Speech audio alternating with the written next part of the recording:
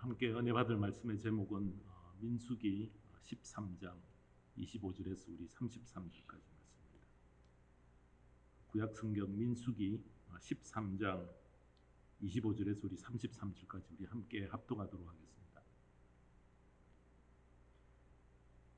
그들은 그 땅을 탐지하러 갔다가 40일 만에 돌아왔다. 그들은 곧바로 바란 광야 가데스에 있는 모세와 아론과 이스라엘 자손의 온 회중에게로 갔다. 그들은 모세와 아론과 온 회중에게 보고하면서 그 땅에서 가져온 과일을 보여주었다. 그들은 모세에게 다음과 같이 설명하였다. 우리에게 가라고 하신 그 땅에 우리가 갔었습니다. 그곳은 정말 젖과 꿀이 흐르는 곳입니다. 이것이 바로 그 땅에서 난 과일입니다. 그렇지만 그 땅에 살고 있는 백성은 강하고 성읍들은 견고한 요새처럼 되어 있고 매우 큽니다. 또한 거기에서 우리는 아낙 자손도 보았습니다. 아말렉 사람은 네겝 지방에 살고 있고 헷 사람과 여부소 사람과 아모리 사람은 산악지대에 살고 있습니다. 가나안 사람은 바닷가와 요단 강가에 살고 있습니다. 갈렙이 모세 앞에서 백성을 진정시키면서 격려하였다. 올라갑시다. 올라가서 그 땅을 점령합시다. 우리는 반드시 그 땅을 점령할 수 있습니다. 그러나 그와 함께 올라갔던 온 사람은 말하였다. 우리는 도저히 그 백성에게로 쳐올라가지 못합니다. 그 백성은 우리보다 더 강합니다. 그러면서 그 탐지한 땅에 대하여 나쁜 소문을 퍼뜨렸다. 그들은 이스라엘 자손에게 그 땅에 대해 이렇게 말하였다. 우리가 탐지하려고 두루 다녀본 그 땅은 그곳에 사는 사람들을 삼키는 땅이다. 또한 우리가 그 땅에서 본 백성은 키가 장대 같은 사람들이다. 거기에서 우리는 또 네피림 자손을 보았다. 아낙 자손은 네피림의 한 분파다. 우리는 스스로가 보기에도 메뚜기 같았지만 그들의 눈에도 그렇게 보였을 것이다. 아멘. 함께 기도하겠습니다. 하나님 아버지, 환난 날에 나를 부르라고 하신 아버지 하나님, 우리가 코로나 전염병으로 인해 고난 가운데 처해 있습니다. 우리를 긍휼히 여기셔서 이 환난에서 벗어날 능력의 손을 베풀어 주시고 이 위기를 극복하여 주님을 더욱 간절히 경배하며 주님을 높이는 삶의 자리로 나아갈 수 있도록 기회를 허락해 주시옵기를 원합니다. 우리를 세상의 빛 삼으셨습니다. 비출 빛이 내게 있는지 확인하게 하시고 너희 빛이 사람 앞에 비치게 하여 그들로 너희 착한 행실을 보고 하늘에 계신 너희 아버지께 영광을 돌리게 하라고 명하신 주님의 말씀을 기억하며 오늘도 우리에게 주시는 생명의 말씀을 나의 빛 삼을 수 있는 말씀과 나의 삶이 화합되는 귀한 자리에 나아갈 수 있도록 인도하시고 축복하여 주시옵소서. 오늘도 하나님 말씀을 전하는 부족한 종을 주님의 옷자락 뒤에 감추어 주시옵기를 원하오며 예수님의 이름으로 기도드리옵나이다. 아멘. 네, 오늘 함께 은혜 받을 말씀의 제목은 위기는 진짜와 가짜를 갈라놓는다라는 제목으로 말씀을 전하겠습니다. 15세기 말에 스페인의 페르디난드 5세라는 왕이 있었습니다.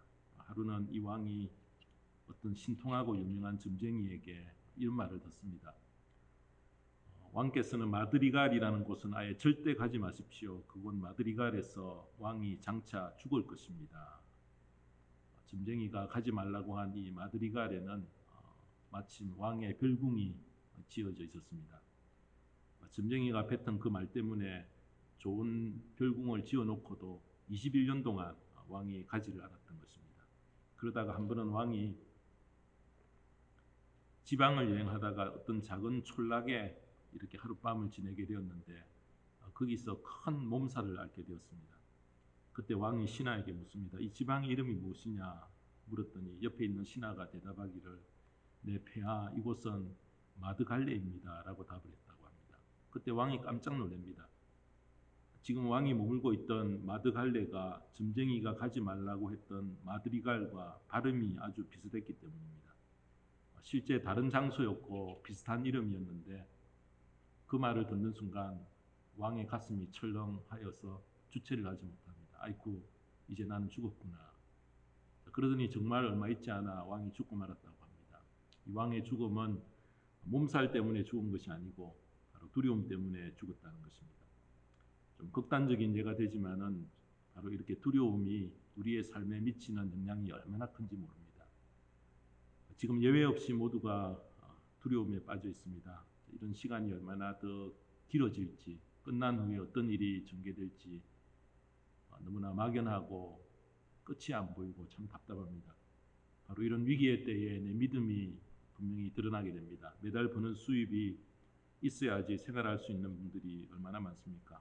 한 주 또 한 달 이렇게 꼭 벌어서 우리의 생활비가 조달이 되는데 이분들이 겪어야 될 경제적인 고통의 두려움이 얼마나 큽니까? 이때 어떤 말씀을 전해야 될까 아주 저도 많이 고민했던 한 주였는데 오늘 이 본문을 정해놓고는 참 많이 망설였습니다. 바꿀까 말까 그렇게 고민하다가 그냥 전하기로 결심을 했습니다. 어려운 때에 위로와 격려의 말씀도 필요하지만 차라리 강한 말씀, 진리의 말씀으로 우리가 견고히 세워지면은 오히려 그 말씀 때문에 하나님의 참된 치유와 또 하나님이 우리에게 주는 참된 자유 속으로 들어갈 수 있다는 확신 때문이었습니다. 환란이나 위기가 시련이 없을 때는 딴 분과 우리가 보조만 맞추면은 잘 묻어갑니다. 함께 떠내려가기 때문에 별 탈이 없습니다. 그러나 환란과 위기가 닥치면은 우리는 이제 말씀 앞에서 각계 전투를 해야 될 때입니다. 그 위기가 진짜와 가짜를 나누게 만들고요. 그 환란은 우리의 신앙을 알곡과 가라지로 갈라놓게 됩니다. 특별히 위기와 환란은 감추어진 모든 것을 드러나게 만들었어요. 적나라하게 드러난 수치를 깨닫고 돌이킬 때에 비로소 빛을 발하게 된다는 것입니다. 여러분, 미국의 기독교 역사는 그렇게 길지 않습니다. 그렇게 길지 않은 역사 가운데 크게 공헌하신 많은 분들이 있지만은 빼놓을 수 없는 한 분이 바로 조나단 에드워즈라는 분이십니다. 여러분도 그의 이름을 들어보셨을 터인데 지금부터 250년 전쯤에 활동하셨던 분입니다.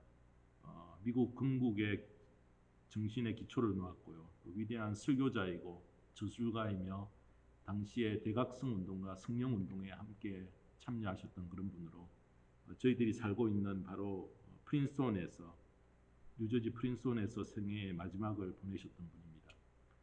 프린스톤에 있는 프린스톤 대학교 학장으로 취임한 후에 얼마 되지 않아서 세상을 떠나셨는데 어릴 때에는 청교도의 바른 신앙 교육을 받았고요. 또 신학 과정을 모두 마친 후에 그의 외할아버지 솔로몬 스토다드 목사님이 심우하던 커네티컷주 노샘프튼 교회에서 사역을 시작하셨는데 그의 외할아버지가 세상을 떠나자 그 교회의 담임 목사직을 이어받았던 분입니다. 그곳에서 열심히 사역을 하면서 주위에 많은 곳에 말씀도 전하고 또 부흥의 그런 불길을 일으켰는데 그 교회를 23년 동안 이렇게 사역하다가 큰 충격에 목사님이 빠졌습니다. 왜냐하면은 자신의 계속해서 이렇게 사역하면서 길렀던 양육했던 많은 성도님들이 가만 보니까 구원의 확신이 없는 성도님들이 너무 많았던 것입니다. 자, 그래서 이렇게 해서는 안 되겠다라고 결심을 하고 구원의 확신이 있는 분과 그렇지 못한 분에 대해서 확실한 말씀을 강단에서 전하기 시작을 했습니다. 목사님을 그쯤에 목사님을 그 교회에서 계속 사역하게 할 것인가를 묻는 신임 투표가 교인총회에서 하게 되었다는 것입니다. 당시에는 여성에게도 투표권이 주어지지 않았고요. 오직 남자에게만 있어서 당시에 세례 교인이 230여 명이 되었는데 투표를 한 결과 목사님을 지지하는 투표가 23표밖에 나오지 않았다는 것입니다. 결국 그 목사님이 그 교회에서 쫓겨나고 말았습니다. 정말 수수께끼 같은 일이 일어났습니다. 왜 그런 결과를 초래하게 되었는가? 목사님은 성도님들을 깨우기 위해서 딴 어떤 제재는 하지 못하고 성찬식에 참여하는 조건을 대폭 강화를 시켰습니다. 그래서 자격 미달은 스스로 성찬에 참여하지 못하게 만들었다는 것입니다. 정말로 주님을 만나 크고 갈무갈 그런 변화의 삶을 체험을 했는가? 또 속 사람이 정말 변화되었는가? 자신이 지은 죄에 대해서 깊이 회개한 경험이 있는가? 그리고 주님을 내 인생의 주인으로 모시고 상한 심령으로 예배에 참여하는가? 자, 그런 확신이 있는 성도만 성찬에 참여하도록 했기 때문에 그런 불행한 그런 결과를 초래하게 됐다고 합니다. 사랑하는 성도 여러분, 전염병이 창궐하여 이상 증상이 조금이라도 발견되면은 의심 환자로 구별하였어요. 먼저 격리를 시키죠. 그것과 같이 세상이 평화로울 때는 우리 다 모두 구별하지 않고 모두가 다 진짜로 보이지만은 위기와 고통이 찾아오면은 진짜와 가짜가 나눠진다는 것입니다. 지금 겪는 이 위기는 진짜와 가짜를 갈라놓습니다. 내가 어디에 속해 있는가에 대해서 돌아볼 수 있는 귀한 교훈이 오늘 이 본문 속에 말씀하고 있습니다. 본문은 우리가 잘 아는 가나안 정탐에 대한 이야기입니다. 12지파의 대표로 선발된 분들은 평범한 분들이 아니고요. 각 지파에서 가장 믿음 좋은, 가장 뛰어난 그런 분들을 뽑아서 불러왔기 때문에 하나님께서 그들의 믿음의 조상인 아브라함과 이삭과 야곱에게 이미 주기로 약속하신 가나안 땅에 대해서 훤히 다 잘 알고 있었던 것입니다. 그 땅을 40일 동안 탐지하고 돌아와서 보고를 했는데 전혀 상반된 보고를 하고 있습니다. 10명의 정탐꾼은 보고하기를 그 땅이 좋긴 좋은데 우리가 그 땅에 들어갈 수 없는 이유는 그 땅에는 거대한 아낙 자손이 살고 있고요. 너무 성이 견고한 성으로 지어졌고 막강한 군사력을 가지고 있기 때문에 우리가 함부로 덤비다가는 점령할 수 없고 딱 우리가 패하기 일수다라고 그렇게 딱 잘라 말했던 것입니다. 그러나 요수와 갈렙 두 사람은 걱정하지 말라. 하나님이 우리와 함께 하시는데 뭐가 두렵단 말이냐. 지금 당장이라도 올라가서 그 땅을 차지하자. 현실을 쳐다보지 않고 뛰어넘어 믿음의 눈으로 그 상황을 봤던 것입니다. 하나님께서 함께 하시면은 비록 아낙 자손이 버티고 있다 해도 전혀 문제될 것이 없다라고 그들은 말했던 것입니다. 그러나 10명의 정탐꾼은 현실의 시선이 딱 고정됨으로 말미암아 이스라엘 전체를 혼돈 속에 빠뜨리고요. 40년 동안 광야로 방황케 만드는 그 이유를 만들었고요. 그리고 깨닫지 못하고 방황했던 이자들은 민수기 14장 12절에 보면은 내가 전염병으로 이들을 쳐서 없애고 너를 이들보다 더 크고 힘센 나라가 되게 하겠다라고 약속하셨다는 것입니다. 사랑하는 성도 여러분, 오늘 이 본문을 통해서 그래서 위기 때에 진짜와 가짜를 구별하는 것을 세 가지만 우리가 찾아보려고 합니다. 첫 번째는 어떻게 진짜와 가짜를 구별할 수 있는가? 문제 해결의 답을 어디서 찾으려 하는가? 그것을 보면 안다는 것입니다. 지금 저희들의 상황을 말하기를 2차 세계대전이 일어났을 때도 이런 일은 벌어지지 않았다. 그렇게 이야기를 합니다. 식품을 파는 곳 외에 모든 곳에 문이 닫히고요. 직장에 출근조차 하지 못하고 꽁꽁 묶어두는 일이 벌어질 것을 아무도 우리는 예상치 못했습니다.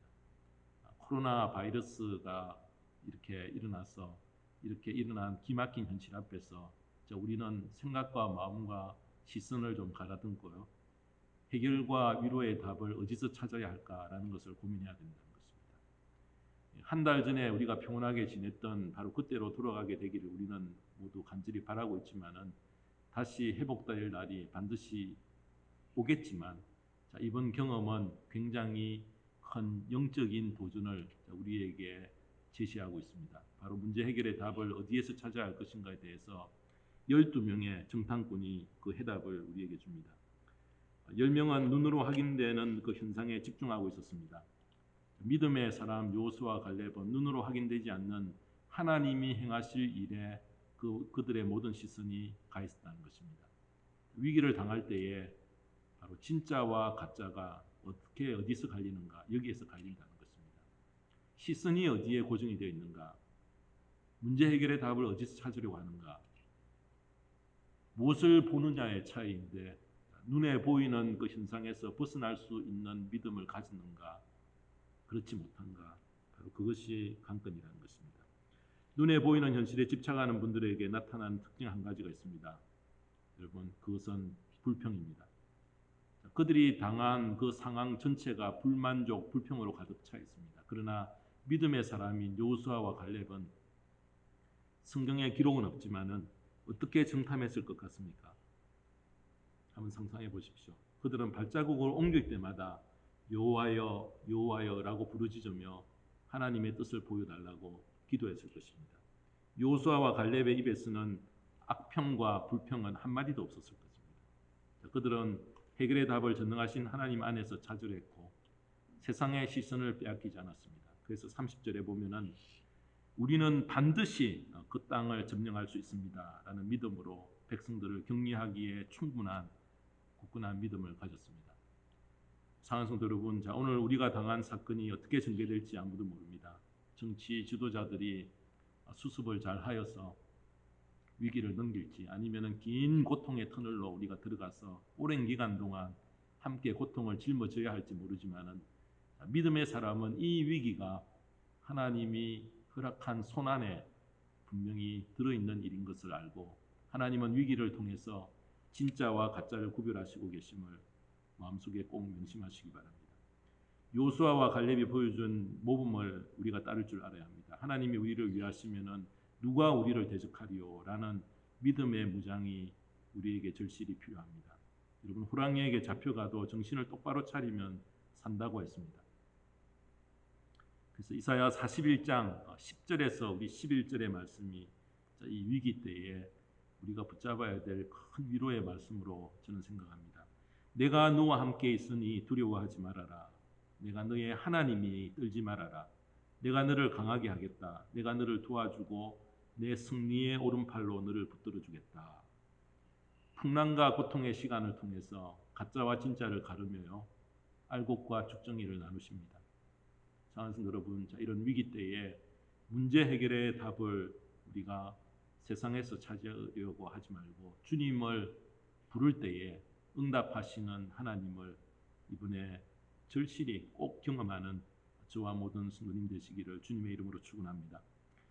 두 번째로 위기 때에 진짜와 가짜를 구별하는 방법은 비관하는 말이 그의 입에서 나오지 말아야 한다는 것입니다. 신앙과 불신앙의 차이를 간단하게 표현하면은 비관하는가 아니면은 기다리며 하나님의 손길을 바라볼 줄 아는가라고 말씀드릴 수 있습니다. 해결의 열쇠를 하나님이 쥐고 계심을 확신하고 실수하지 않으시는 하나님에게 우리가 모든 시선을 집중해야 한다는 것입니다.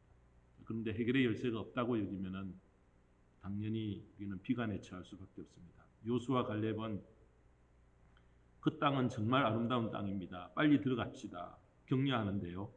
이 10명은 그 땅은 사람 살만한 땅이 못 됩니다. 우리는 들어가지 못하고 아낙 자손에게 다 죽고 말 것입니다. 이렇게 비관하는 말뿐, 비관하는 생각뿐입니다. 이 생각의 차이가 둘 사이의 간격을 이렇게 벌여놓습니다. 그래서 여러분, 불신앙은 반드시 비관으로 연결이 되어지고 비관은 모두를 두려움 속으로 몰고 가버립니다. 그래서 거기에 살고 있는 사람들은 키가 얼마나 큰지 도무지 우리는 상대할 수 없는 엄청난 사람들이고 우리는 그들 앞에 가면은 꼼짝없이 죽고 말 것입니다. 너무 지나친 과장이 아닙니까? 이렇게 믿음이 흔들릴 때에 나타나는 현상이 비관이고 비관은 곧바로 우리를 두려움으로 몰고 가고 가짜 신앙으로 내몰리게 되어진다는 것입니다. 대책 없이 낙관해서는 안 되지만은 주님이 우리를 위하시면은 누가 우리를 대적하리요? 라는 이 말씀을 굳게 붙들어야 합니다. 물론 나에게 닥친 현실적인 문제가 너무나 큽니다. 렌트와 지출 등 복잡하고 또 재정적으로 해결해야 될 문제가 첩첩산중이지만은 그러나 신앙인이 세상 사람들과 다른 것이 무엇입니까? 이런 환경 가운데서도 문제에 초점을 맞추지 말고요. 문제 넘어 모든 것을 주관하시는 하나님께 시선과 초점을 고정하십시다. 그때에 비관이 사라지고 평강을 비로소 유지하게 되어진다는 것입니다. 그래서 로마서 8장 18절에 보면은 현재 우리가 겪는 고난은 장차 우리에게 나타날 영광에 견주면 아무것도 아니라 그렇게 나는 생각합니다. 이렇게 바울이 이야기합니다. 하나님은 필요해서 그의 자녀에게 고난을 겪도록 허락하십니다. 그러므로 신앙인들은 고난 앞에서 좌절하지 않고요. 고난의 건너편으로 빨리 시선을 옮길 수 있는 연습, 훈련들을 해야 한다는 것입니다. 이 믿음을 가진 성도가 진짜요 알곡입니다. 이 어려운 때에 낙심하지 않고 하나님의 손길을 간절히 기다리며 잠잠히 기다리는 저와 모든 성도님 되시기를 주님의 이름으로 축원합니다. 마지막 세 번째로 위기 때에 진짜와 가짜를 어떻게 구분하는가? 끊임없이 시선을 옮기려는 몸부림이 있는가 없는가로 구분합니다. 10명의 정탐꾼의 눈은 아낙 자손에게 고정이 되었지만 요수아와 갈렙의 시선은 그 땅을 차지하게 될 현장으로 옮기니 뛸 듯이 기뻤습니다. 지금이라도 당장 들어가기만 하면은 그 땅을 취할 수 있다는 강한 믿음으로 그들이 무장이 되었던 것입니다. 바로 알곡성도, 진짜 성도는 자신의 시선을 이렇게 고정하지 않고 하나님을 향해 계속 끊임없이 옮길 줄 아는 바로 그분이라는 것입니다. 두려움과 한숨만 나오는 일을 앞에 두고서라도 그 넘어 있는 크고 영광스러운 하나님의 능력의 손길을 우리가 바라볼 수 있다고 하면은 지금의 찌든 현실이 좌절로 우리를 몰아가지는 않고요. 오히려 더욱 담대히 무장할 수 있게 만들어준다는 것입니다.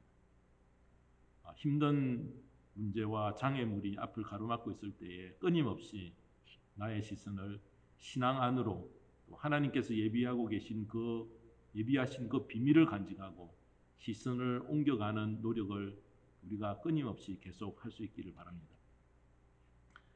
미국의 32대 대통령이었던 루즈벨트는 1, 2차 세계대전과 경제공황으로 미국이 아주 어려웠던 때에 대통령이 되었던 분입니다. 온 나라의 백성들은 깊은 절망에 빠져 있었습니다. 그때 루즈벨트 대통령은 이렇게 백성들에게 희망을 주었습니다. 우리가 가장 두려워할 것은 전쟁이나 경제공황이 아니라 두려움은 그 자체입니다. 그것은 막연하고 이유도 없고 정당하지 않는 바로 두려움입니다. 그는 먼저 두려움에 갇혀있는 백성들의 시선을 옮길 것을 외쳤습니다. 위기는 진짜와 가짜를 갈라놓는데 진짜 성도는 힘들지만 끊임없이 시선을 계속 옮기는 노력을 기도 중에 예배 중에 계속함으로 참 믿음의 자리에 나아간다는 것입니다. 우리 몸에서 일어나는 질병의 3분의 2는 두려움 때문이라 해도 과장이 아니라고 합니다. 두려움은 사람에게 고혈압과 또 심장병과 신장염, 관절염, 두통, 뇌혈혈 등 많은 종류의 병을 가져온다고 합니다. 사람이 두려움에 떨고 불안에 사로잡히면 어떻게 됩니까? 하루하루 삶도 힘이 들고요. 그것이 계속 스트레스가 쌓이고 피곤해지고 힘들어지고 그렇게 결국 그것이 오래 살지 못하도록 그렇게 만든다는 것입니다. 현대인들의 건강의 최대의 적은 바로 동맥경화, 피가 응고되어서 핏줄의 구멍을 막아 피가 정상적으로 공급되지 못하는 바로 그 병이라는 것입니다. 몸속에서 피가 제대로 흐르지 못하고 나니까 갑자기 쥐가 나기도 하고요. 졸도하기도 하고 심장마비나 협심증과 같은 무서운 병의 원인이 되기도 합니다. 물론 동맥경화의 원인이 여러 가지가 있지만 특별히 불안 속에서 살거나 쉽게 공포에 사로잡히거나 스트레스를 많이 받는 사람들이 이 병에 많이 걸린다고 합니다. 미국 의학협회에서 발표한 그 자료에 따르면은 사람마다 체열한 피가 노출되었을 때에 응고되는 시간이 각각 다르다고 합니다. 삶의 생동감이 넘치고 기쁨이 넘치는 그런 삶의 피는 응고되는데 8분 내지 12분이 걸리고요. 근심과 걱정이 많은 사람의 피는 4분 내지 5분이 걸리고요. 신경이 아주 과민한 사람은 1분 내지 3분이면 피가 응고되어 버린다고 합니다. 두려움 때문에 마음이 불안하고 초조하면 그만큼 쉽게 병이 걸린다는 것을 우리가 알 수 있습니다. 어디 병뿐이겠습니까? 두려워하는 마음을 가지게 되면 무슨 일을 하든지 실패할 확률이 아주 높습니다. 두려운 마음으로는 아무것도 성취할 수가 없다는 것입니다. 여러분, 피아노 연주자가 이제 연주를 앞두고 두려운 마음으로 만약 무대에 오르게 되면 어떻게 되겠습니까? 평소에 가지고 있던 그런 실력을 전혀 발휘하지 못하고 연주회를 망치게 되어진다는 것입니다. 운동선수가 어떤 경기를 하든지 두려운 마음이 들면 제대로 실력 발휘를 하지 못하는 것은 너무나 자명합니다. 왜 그렇습니까? 두려운 마음에 사로잡히면 매사에 자신이 없어지고 용기를 잃게 되기 때문인 것입니다. 그래서 성경은 우리에게 이렇게 말씀합니다. 디모데후서 1장 7절에 보면은 개역 성경이 하나님이 우리에게 주신 것은 두려워하는 마음이 아니요 오직 능력과 사랑과 근신하는 마음이니 우리의 삶에 아무리 큰 인생의 파도가 몰려온다 하더라도 두려워하지 말아서 가짜와 쭉증이 신앙의 요소를 다 우리가 버려버리고요. 하나님께서 공급해 주시는 능력을 의지하여서 정말 알곡과 진짜 신앙으로 무장하는 귀한 기회로 삼는 이 어려운 때가 되기를 주님의 이름으로 간절히 축원합니다. 기도하겠습니다. 하나님 아버지, 위기를 당하여 급에 질려 있을 것이 아니라 그 위기를 돌파하기를 원합니다. 오늘도 우리에게 주신 말씀 기억하고 요수아와 갈렙의 처신을 나의 것 삼기를 원합니다. 문제 해결의 답을 어디서 우리가 찾으려 하는가? 나는 비관에서 벗어날 귀한 믿음으로 정말 무장하고 있는가? 끊임없이 고정관념을 버려버리고 나의 시선을 하나님이 비추어 주시는 믿음의 세계로 옮길 믿음의 담력을 가지고 있어서 하나님이 우리에게 주신 것은 두려워하는 마음이 아니요 오직 능력과 사랑과 근신하는 마음인 것을 알고 위기 가운데서 하나님이 들려주시는 세미한 음성으로 말미암아 평강을 누리고 앞선 믿음의 자리로 나아가는, 그리하여 우리가 모두 알곡이 되는 정말 하나님이 기뻐하시는 귀한 일꾼으로 주의 몸된 교회에 설 수 있는 저희들 되게 인도하여 주시옵소서. 감사드리며 우리 주 예수 그리스도의 이름 받들어 기도드리옵나이다. 아멘.